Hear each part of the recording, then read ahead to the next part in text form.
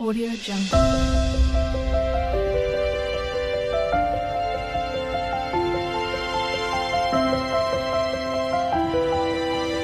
Audio Jungle.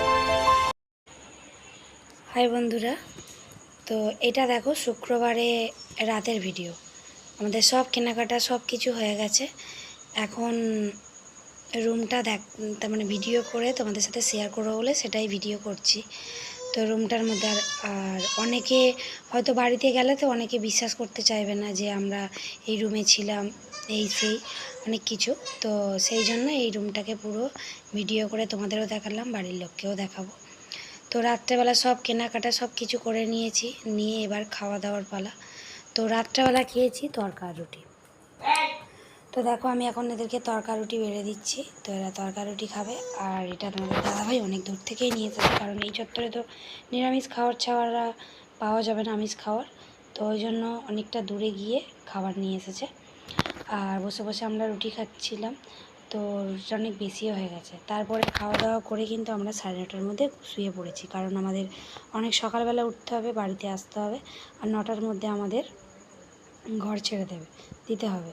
তো ওই জন্য একদম রেডি হয়ে গিয়ে, আর বাসে এসেছি। টোটোতে আসার সময় কিন্তু তোমাদের সাথে কিছু শেয়ার করতে পারিনি, কারণ মাম্মামের হাতে চা খেতে গিয়ে, তার মানে গাড়ি দাঁড়িয়েছিল সেখানে চা খেতে গিয়ে মাম্মামের হাতে চা পড়ে গিয়ে মাম্মামের হাতটা পুড়ে গেছে, আর অনেক কান্না করছিল। আর তোমাদের দাদাভাইয়ের সঙ্গে একটু আমার ঝগড়াও হয়ে গেছে।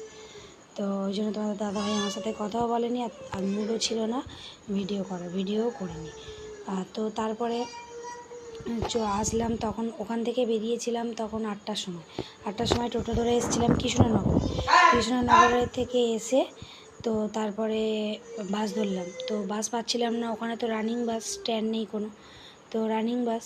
তো ওই জন্য কী করে আমরা ভাবছিলাম যে ফের আমরা মুশকিলে পড়ে গেছিলাম, খুব অসুবিধায় পড়েছিলাম। ভেবেছিলাম যে আমরা ফের ট্রেন রাস্তায় চলে যাব টোটো ধরে। তো সবে মাত্র টোটো ধরতে যাব, তারপরেই দেখি ওই কলকাতার বাসটা আসছে ধর্মতলা। তো তারপরে তাড়াতাড়ি করে ধর্মতলার বাসে উঠে গেছি। তো এখানে এত সময় লেগেছে, বারাসাত থেকে বেরাতে আমাদের পুরো পাক্কা সময় লেগেছে আধ ঘন্টা। মানে এত জ্যাম বলার মতো না। আর অধৈর্য হয়ে গেছি কষ্টে। আর মাম্মাম তো সকাল থেকে না খেয়েছিল। সত্যি আমার মাম্মামকে এত ভালো মেয়ে, ও সকালে দুধও পর্যন্ত পায়নি। ওখানে দুধ পাওয়া যাচ্ছিল না। তো মাম্মাম লিকুইড দুধের সময় স্যারেলাক্স ওখানে দুধ পাওয়া যাচ্ছিল না, তো দুধ তো পাইনি। তো অনেকটা দূরে গেলে তবে দুধ পাওয়া যেত। তো আমরা সকাল সকাল তাড়াতাড়ি করে বেরিয়ে এসেছি। মাম্মামের দুধ খায়নি, মেয়েকে চিড়ে খাইয়ে রেখেছি, জানো তো।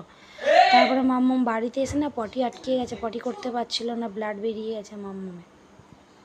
তো এসে সব গুছিয়ে নিয়ে, আর রাত্রেবেলা আর কিছু করিনি। এসে আলু সিদ্ধ, কুমড়ো সিদ্ধ আর ডিম সিদ্ধ ভাত খেয়েছি। আর রাত্রেবেলা চাউমিন আনিয়েছি, চাউমিন খেয়েছি। আর তোমাদের দাদাভাই তো কাজে চলে গেছে, এসে ওরই বেশি কষ্টটা হবে, কারণ ও একটু শুতে পারলো না, ও ডিউটিতে চলে গেল। আর আমরা এই চাউমিন খেয়ে আর তাড়াতাড়ি শুয়ে পড়বো, শরীরটা একদম ভালো লাগছে না। তো তারপরে তোমাদের দাদাভাই এসে বাড়িতে এসে আমাকে আবার রান্না করে খাইয়েছে। তো বকা দেবে না বলো, আমি না বুঝতে পারি না। ও না, আমারও দোষ না এখানে। আমি চাটা নিতে গেছি, আর মাম্মাম কী হয়েছে, হাত দিয়ে সরিয়ে দিয়েছে, আর এক ভাঁড় চা পুরো গায়ের উপর পড়ে গেছে। খুব কান্না করছিল, বাসের সবাই মিলে ওকে করে ধরেছিল।